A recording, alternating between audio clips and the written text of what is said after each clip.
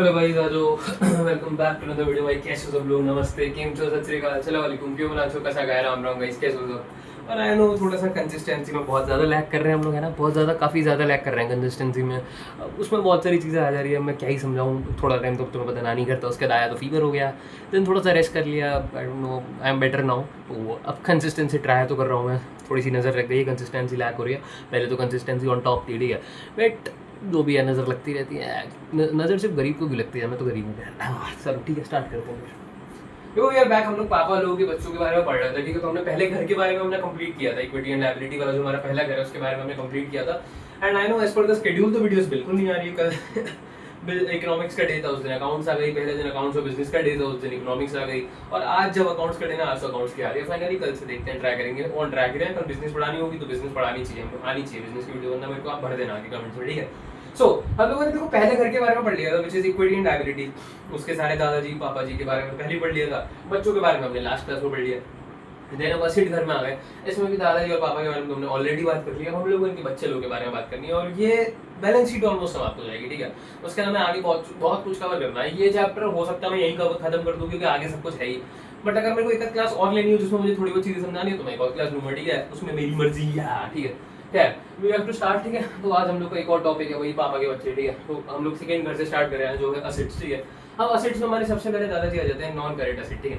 Non current asset इनके हमारे भैया कितने पापा हैं? इनके पापा हैं एक पापा, दो पापा, इनके पापा नहीं है, मतलब इनके बेटे कितने हैं? एक बेटे, ठीक है। हमारे दो बेटे, हमारे तीन बेटे, एंड हमारे चार बेटे हैं इनके, ठीक है। सबसे पहले बेटे इनके प्लांट प्रॉपर्टी एंड सबसे पहले बेटे इनके plant property equipment and intangible asset है, ठीक है। अब मैंने तुमको बताया था plant property and equipment and intangible asset एक चीज है, मतलब हमने दो चीजें, प्लांट प्रॉपर्टी पहले दो चीजें काउंट की जाती थी। एक होता था करंट एसेट, नहीं, एक होता था बेसिकली टेंजिबल एसेट्स, एक होता था इंटेंजिबल एसेट्स, ठीक है। अब टेंजिबल को हमने प्रॉपर्टी प्लांट एंड इक्विपमेंट बोलना काउंट कर दिया, और इन दोनों को हम साथ में इंक्लूड करते हैं, ठीक है। तो वैसे दो अलग अलग चीजें हैं, एक है प्लांट प्रॉपर्टी इक्विपमेंट, एक है इंटेंजिबल एसेट, ठीक है। अब जो प्लांट प्रॉपर्टी इक्विपमेंट, उनके जो पापा है उनकी बहुत सारे बच्चे हैं, ठीक है। मैंने थोड़े लिखे हैं, मैं नोट्स में ट्राई करूंगा मैं सारे मेंशन कर दूं, ठीक है। अब नोट्स में मुझे लिखना है, स्टार्ट करना है, ठीक है। मैंने इसके नोट्स नहीं करके मेरे को याद आ गया, ठीक है। मैं करूंगा, कल से करता हूं स्टार्ट। इनके भाई हमारे मैंने 3 से 4 बेटे लिख दिए। देखो प्रॉपर्टी में हमारी कौन सी चीज आ जाती है? लैंड एंड बिल्डिंग, ठीक है। प्लांट में आ जाता है बिल्डिंग, ठीक है, मशीनरी, और हमारे इक्विपमेंट्स में आ जाते हैं ऑफिस इक्विपमेंट, या फिर हमारा कोई फर्नीचर है तो वो सब हमारे इक्विपमेंट्स में आ जाते हैं, ठीक है। और भी चीजें आ जाती हैं, जैसे कि कंप्यूटर वगैरह, हमने जो कुछ भी लगा रखा है वो ऑल तो ऑफिस इक्विपमेंट में ही काउंट होता है। तो वो सब चीजें जो भी हमारे बेसिकली नॉन करंट एसेट है, बेसिकली नॉन करंट एसेट्स में हमारी टेंजिबल एसेट्स है, जिनको हम छू सकते हैं, बेसिकली वो सब चीजें इसमें आ जाती है, ठीक है। सेकंड आता है intangible assets. Intangible assets are basically those assets जिनको हम अपनी इन आंखों से देख नहीं सकते, छू नहीं सकते, फील नहीं कर सकते, हमारे जो सेंस ऑर्गन्स हैं हम कुछ भी फील नहीं कर सकते उनको, ठीक है। उनको हम बोलते हैं इंटेंजिबल एसेट्स। इंटेंजिबल एसेट जैसे कि गुडविल, गुडविल मतलब हम लोग की रेपुटेशन कैसी है मार्केट में, ठीक है। अब मेरी कैसी रेपुटेशन है वो तुम देख तो नहीं सकते, मतलब तुम फील कर सकते हो एक तरीके से, ठीक है। छू तो सकते नहीं मेरी, भाई आपकी रेपुटेशन कैसी, छुआ दो जरा, आप नहीं छू पाओगे ना, ठीक है। फिर अपना आ गया ट्रेडमार्क्स, ठीक है। ट्रेडमार्क्स मतलब हमने बेसिकली कोई भी चीज, मतलब हमारी जो कंपनी का लोगो है वो बेसिकली उसको हम ट्रेडमार्क बोलते हैं, ठीक है। ट्रेडमार्क, ठीक है। लोगों को वैसे ट्रेडमार्क नहीं है, ट्रेडमार्क मतलब हमने कोई भी मार्क बना रखा है जो हमारा एक पर्सनलाइज्ड ट्रेड है, ठीक है। उसको तुम छू नहीं सकते, ठीक है, उसको तुम फील नहीं कर सकते, ठीक है। हमारा कोई भी मार्क है वो सब ट्रेडमार्क में काउंट होता है, ठीक है। थर्ड आ जाता है कंप्यूटर सॉफ्टवेयर, मतलब हमारे कंप्यूटर में कोई भी सॉफ्टवेयर है, देखो हार्डवेयर होता है तुम छू सकते हो, सॉफ्टवेयर मतलब जो अंदर है, ठीक है। जैसे विंडोज है, विंडोज को तुम छू सकते हो अंदर से, ऐसे बाहर से तुम छू लोगे, स्क्रीन को छूओगे, अंदर से विंडोज को छू रहे हो नहीं ना, ठीक है। देन आ जाता है कॉपीराइट्स और पेटेंट्स लिख दिया मैंने, ठीक है। कॉपीराइट मतलब बेसिकली हमने कोई भी काम करा रखा था, जैसे हम लोगों ने कोई यूट्यूब पे वीडियो बनाई, तो हमने क्या किया, किसी ने ना हमारी वीडियो चोरी ना कर सके कोई, तो इसलिए अगर मान लो किसी ने मेरी वीडियो चोरी कर ली, ठीक है, मतलब मैंने, तुम्हें तो वैसे पता है कॉपीराइट क्या होता है। मान लो मैंने वीडियो बनाई तो किसी ने मेरे से बिना पूछे उस वीडियो को रीशेयर कर दिया, तो मैंने क्या किया, मेरे को गुस्सा है, भाई ऐसे क्या कर रहे हो भाई, पूछ लो, दो कम से कम पूछ लो, अगर कर रहे हो तो एटलीस्ट क्रेडिट तो दो, आपने नहीं किया तो लो कॉपीराइट लो, उसकी वीडियो डिलीट भी कर सकते हैं हम लोग, या फिर सिर्फ कॉपीराइट देके छोड़ भी सकते हैं, ठीक है। सेकंड आ जाता है पेटेंट। पेटेंट मतलब ऐसा कोई काम जो सिर्फ हम लोगों ने अभी तक किया, मतलब ऐसा कोई, मतलब ऐसी कोई चीज हमने इन्वेंशन करी है बेसिकली जो अभी तक और किसी ने इन्वेंट नहीं किया, तो हम लोग क्या करते हैं, हम लोग का ना कोई काम चोरी ना कर ले इसको, इसलिए हम उसको ना अपने नाम पे पेटेंट करवा लेते हैं। मान लो कि अभी ना लग्जरी जैसे कार्स वगैरह हर रोज हर साल नहीं आती है, तो मैंने एक ऐसी कार लॉन्च कर दी, मतलब बेसिकली मेरे पे एक ऐसा आइडिया है जिससे मैं एक उड़ने वाली कार बना सकता हूँ, फ्लाइंग कार। अब और किसी को तो ऐसा आइडिया है नहीं जिससे वो बन सके, तो मैंने क्या किया, मेरा आइडिया कोई चोरी ना कर ले इसलिए मैंने उसको पेटेंट करा लिया अपने नाम पे, ठीक है। अब कोई चोरी भी करेगा तो सबसे ओरिजिनल आइडिया तो मेरा ही रहेगा, पेटेंट मेरा है ना, चोरी कर ही नहीं सकता कोई, ठीक है। फिर सेकंड हमारे बेसिकली इनके पापा जी आ जाते हैं दूसरे non current investment. Non current investment मतलब जो भी इन्वेस्टमेंट हमने 1 साल से ज्यादा के लिए किया उसको नॉन करंट इन्वेस्टमेंट में इंक्लूड करेंगे। मैंने 3-4 रिव्यू और भी होती है, ठीक है, जैसे कि इन्वेस्टमेंट इन शेयर्स, मतलब हमने शेयर्स में इन्वेस्टमेंट किया जिसका हम लोग को बेनिफिट बेसिकली 1 साल के बाद ही मिलने वाला है। सिमिलरली डिबेंचर्स या बॉन्ड में इन्वेस्टमेंट किया जिनका 1 साल के बाद मिलेगा कुछ हमको रिटर्न वगैरह। थर्ड आ जाता है इन्वेस्टमेंट इन म्यूचुअल फंड्स, कोई भी प्राइवेट कंपनी में इन्वेस्टमेंट किया सब कुछ इंक्लूड हो जाएगा जो 1 साल से ज्यादा के लिए, ठीक है, and other non current investments, ठीक है। थर्ड हमारे आ जाते हैं मेरे दादाजी बाबा जी long term loans and advances. मतलब देखो एडवांसेस में बताता है, एडवांसेस मतलब जब हम देते हैं लोन, ठीक है, तो असेट देखो लायबिलिटी तब फॉर्म होती है जब हम लोन को लेते हैं और असेट तब फॉर्म होता है जब हम लोन देते हैं, ठीक है। तो बेसिकली हमने कोई लॉन्ग टर्म के लिए लोन दे रखा है या एडवांसेस दे रखे हैं तो वो सब आ जाते हैं long term loans and advances में। अब इनके 2 बच्चे हैं, ठीक है, पहला और भी हो सकते हैं वैसे तो। पहला है कैपिटल एडवांसेस, मतलब हमने बेसिकली कोई घर वगैरह बनना है हमारा, ठीक है, मान लो हमारी कोई प्रॉपर्टी बन रही है या घर बन रही है तो हम लोगों ने ना एडवांस में पैसा दे रखा है, हमारा घर बन जाएगा तो हम लोग का कवर हो जाएगा वो सेट, ठीक है, तो उसको हम बोलते हैं लॉन्ग टर्म। हमने कोई कैपिटल बनने के लिए एडवांस में पेमेंट दे रखा है, ठीक है। सेकंड आ जाता है other long term, other loans and advances, मतलब और किसी चीज के लिए हमने लोन दे दिया जो लॉन्ग टर्म के लिए, ठीक है, मान लो किसी को जरूरत थी तो हमने उसको लोन दे दिया 1 साल से ज्यादा के लिए भैया रखो, ठीक है, हमको रिटर्न कर देना याद से, ठीक है, वो सब आ जाता है। फिर चौथे पिताजी आ जाते हैं हमारे इसमें other non current assets. Other non current asset मतलब और भी जो भी बचेगा वो सब इसमें आ जाएंगे, ठीक है, जैसे कि सिक्योरिटी डिपॉजिट, मतलब हमने कोई डिपॉजिट करा रखा है एज अ सिक्योरिटी, ठीक है। सेकंड ट्रेड रिसीवेबल्स भी हमारे एक तरीके से नॉन करंट एसेट्स में आ जाते हैं, बट ऐसे ट्रेड रिसीवेबल्स जो 1 साल से बाद में मिलेंगे हम लोग को, 1 साल के बाद मिलेंगे, ठीक है।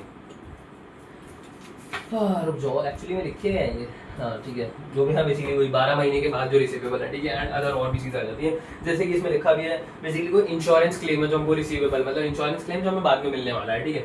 फिर आ जाते हैं हमारे भैया दूसरे पिताजी आ जाते हैं जो हमारे हैं बेसिकली करंट एसेट, ठीक है, करंट एसेट्स हमारे पिताजी हैं, ठीक है, नहीं एक तो दादाजी है, ठीक है, करंट एसेट्स। अब इनके काफी पिताजी हैं, कितने पिताजी हैं इनके कितने बेटे हैं, इनके पिताजी नहीं, इनके बेटे हैं बेसिकली 5 बेटे हैं।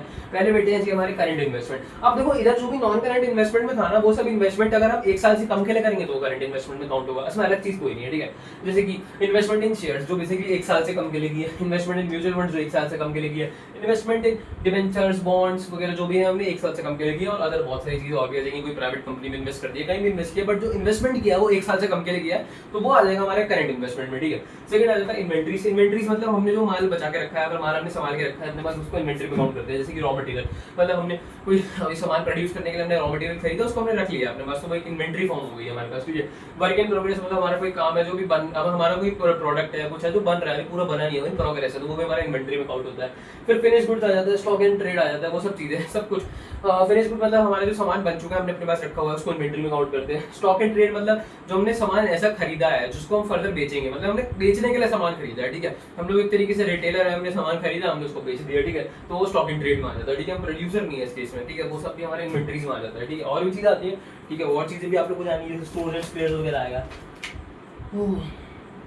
हाँ स्टोर्स एंड स्पेयर्स आ गया। लूज टूल्स मतलब हमने बेसिकली कोई भी टूल्स वगैरह है जैसे कि हमारे पास कील वगैरह छोटी मोटी हम पे, जैसे कि मान लो अपना कैसे बताऊँ मैं, मान लो कि हाँ एक तो या फिर हम लोग के पास की है छोटे मोटे वो औजार कह रहा हूँ, ठीक है, छोटे मोटे इंस्ट्रूमेंट्स वाह छोटी मोटी चीजें नहीं रखते हम लोग, जैसे कि अपना बेसिकली प्लास रख लिए, सब चीजें रख ली जो काम आ जाती है, ठीक है। लूज टूल्स बेसिकली जो हमारे काम आते हैं। टूल्स वैसे मान लो एक तरीके से वो यूज लॉन्ग टर्म के लिए होते हैं बट उन्हें काउंट हम शॉर्ट टर्म में करते हैं, ठीक है, तो उसको हम लूज टूल्स बोलते हैं, इन्वेंटरीज में आते हैं, ठीक है। और ये सब चीजें आ जाती हैं इसमें। फिर हमारे तीसरे पिताजी आ जाते हैं ट्रेड रिसीवेबल्स। अब देखो हमने सबसे पहले तुम लोग को लायबिलिटीज के टाइम पे मैंने तुम लोग को ट्रेड पेबल्स बताया था। मैंने बताया था ट्रेड पेबल्स में वो चीज आ गई है जो हमें पे करनी है। एक चीज क्रेडिटर्स हमें पे करने वाला, उनसे हमने सामान खरीद रखा है उनको हमें पेमेंट करना है। सेकंड उन लोगों ने कोई बिल्स लगा दिए हमारे पास, हमने उन बिल्स का पेमेंट नहीं किया तो बिल्स पेबल, ठीक है। अब ट्रेड रिसीवेबल जस्ट उल्टा है, मतलब जो भी रिसीवेबल मतलब जो हमें मिलने वाला है, हमने ऐसा मानो सामान बेचा और हमने उधार पे सामान बेचा तो उसका पैसा हमें मिलेगा, ठीक है, जो मिलने वाला है, ठीक है। डेटर्स हमने बिल्स लगा दी उनके पास कि भैया पैसा दो तो वो बिल्स रिसीवेबल है, ठीक है। तो ट्रेड पेबल दो चीजों से मिलकर बनता था,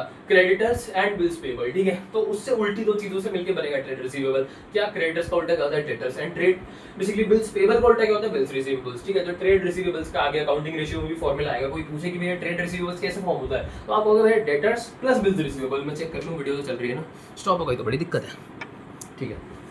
हाँ, आज रुकी नहीं अभी तक, हमेशा वीडियो रुक जाती है, मेरी स्ट्रीक बन गई है, लास्ट 3 वीडियो रुकी है मेरी, ठीक है। तो मेरे को वीएन से कट करनी पड़ती है, फिर एडिट करना पड़ता है, मेहनत लग जाती है, ठीक है। देन हमारे चौथे पिताजी आ गए कैश एंड कैश इक्विवेलेंट्स, ठीक है। नाम से देखो समझ आ रहा है कैश एंड कैश इक्विवेलेंट्स वाले में क्या क्या आएगा। इनके बेटे कैसे होंगे, या तो वो कैश होंगे या फिर कैश के इक्विवेलेंट होंगे। कैश के इक्विवेलेंट मतलब जो इजीली कैश में कन्वर्ट हो जाए, ठीक है। सबसे पहले तो हमारा बैलेंस विद बैंक, मतलब हमारे पास कोई बैंक में हमने पैसा जमा कर रखा है तो उसको एकदम से कैश में कन्वर्ट करा सकते हैं। भैया कार्ड लेके गए अपना डेबिट कार्ड क्रेडिट कार्ड नहीं डेबिट कार्ड लिया, पैसे निकाले आ गए हमारे पास, तो वो एक तरीके से कैश का इक्विवेलेंट है, ठीक है। सेकंड तो हमारा बैलेंस विद बैंक हो गया। उसके अलावा चेक्स, मतलब बेसिकली हमको कोई चेक दे रखा है, हम चेक देंगे हमको पैसा मिल जाएगा 1-2 दिन में, ठीक है। तो सेकंड वो आ जाता है चेक, वो भी इजीली कन्वर्टेबल है, ठीक है। थर्ड आ जाता है cash in hand. Cash in hand मतलब हमारे पास कोई कैश है वो तो है ही कैश, ठीक है, तो वो सब कैश एंड कैश इक्विवेलेंट में आ जाता है। और भी कोई चीज़ें जो कैश में इजीली कन्वर्ट हो जाती है उसको हम कैश एंड कैश इक्विवेलेंट में काउंट कर देते हैं, ठीक है।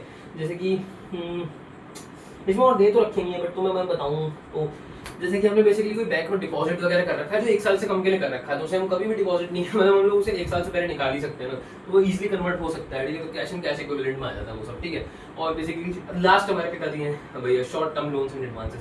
अब वही है यार, देखो long term loans and advances हमने वो लोन्स जो हमने 1 साल से ज्यादा के लिए दिए थे। Short term loans and advances मतलब वो लोन जो हमने 1 साल तक के लिए दिए है, ठीक है, 1 साल से ज्यादा तक के लिए नहीं। जैसे कि 1 मिनट, हाँ ठीक है। तो इसका एग्जांपल मैंने नहीं लिखे हैं क्योंकि short term loans and advances में वही आ जाएंगे जो long term loans and advances में इधर आया था, ठीक है। कहाँ गया long term loans and advances? Basically इसमें कुछ बुक में भी वैसे नहीं लिखा था, और इतना समझ लो कि तुमने चलो घर बनाने के लिए मतलब तुमने छोटी सी कोई जगह बनाने के लिए लोन दे रखा है, बट वो 1 साल से कम के लिए दे रखा है, ठीक है। और भी कोई चीजें तुमने किसी भी बंदे को लोन दे रखा है, किसी भी इंसान को लोन दे रखा है, बट वो 1 साल से कम के लिए दे रखा है, मतलब उसका पेमेंट तुम्हें 1 साल से कम में मिल ही जाएगा, ठीक है। तो वो सब आ जाएगा short term loans and advances में। लास्ट हमारे पिताजी है अदर करंट एसेट्स, मतलब जो भी करंट एसेट्स बच गए जो नहीं आ पाए, इनमें जगह नहीं बना पाए अपनी, अदर करंट एसेट्स में आ जाता है, ठीक है। सबसे पहले आ जाते हैं हमारे प्रीपेड एक्सपेंसेस। प्रीपेड एक्सपेंसेस मतलब बेसिकली हमने कोई भी एक्सपेंसेस है हमारे जिसका पैसा हमने पहले पे कर दिया बट अभी काम नहीं हुआ है, मान लो मतलब हमें बेसिकली हमारा एम्प्लॉयर ने उसको बेसिकली सैलरी एडवांस में दे दी, तो हमारा एसेट फॉर्म हो गया क्योंकि उसने अभी काम नहीं करा, ठीक है। सेकंड आ जाता है डिविडेंड रिसीवेबल, मतलब मान लो कि हम लोगों ने कहीं इन्वेस्टमेंट कर रखा था जिसका डिविडेंड हमें मिलना है बट अभी हमें मिला नहीं है, तो वो भी हमारी एक तरीके की अदर करंट एसेट है, ठीक है।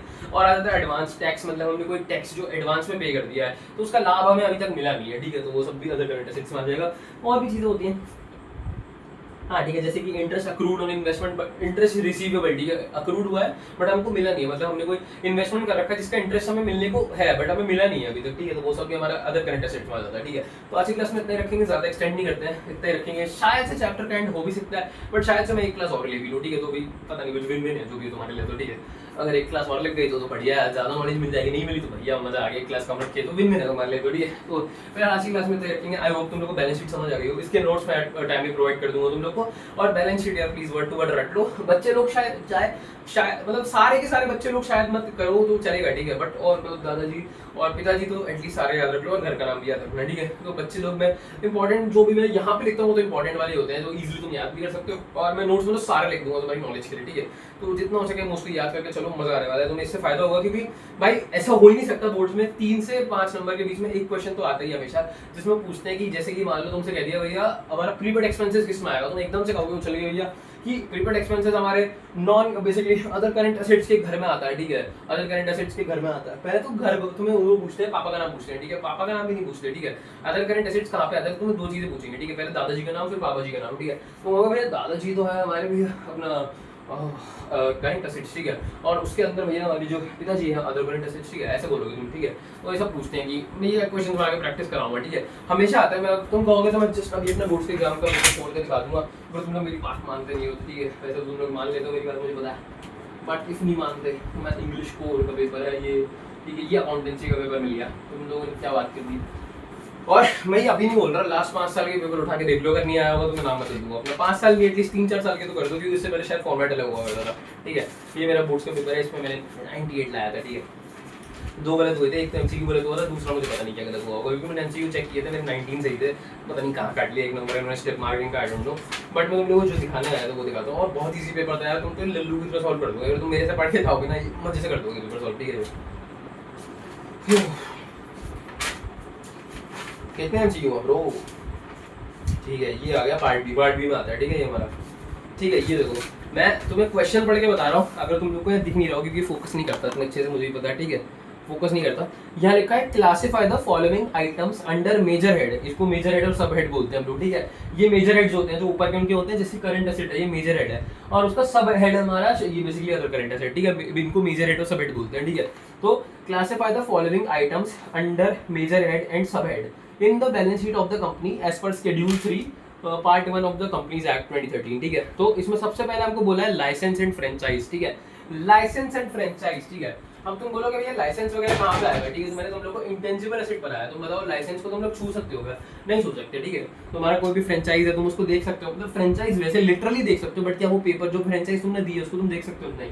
तो ये हमारे इंटेंजिबल एसेट में आएगा, तो हमारा सब हेड होगा इसमें इंटेंजिबल एसेट, ठीक है, और इसका जो मेजर हेड होगा वो होगा नॉन करंट एसेट्स, ठीक है।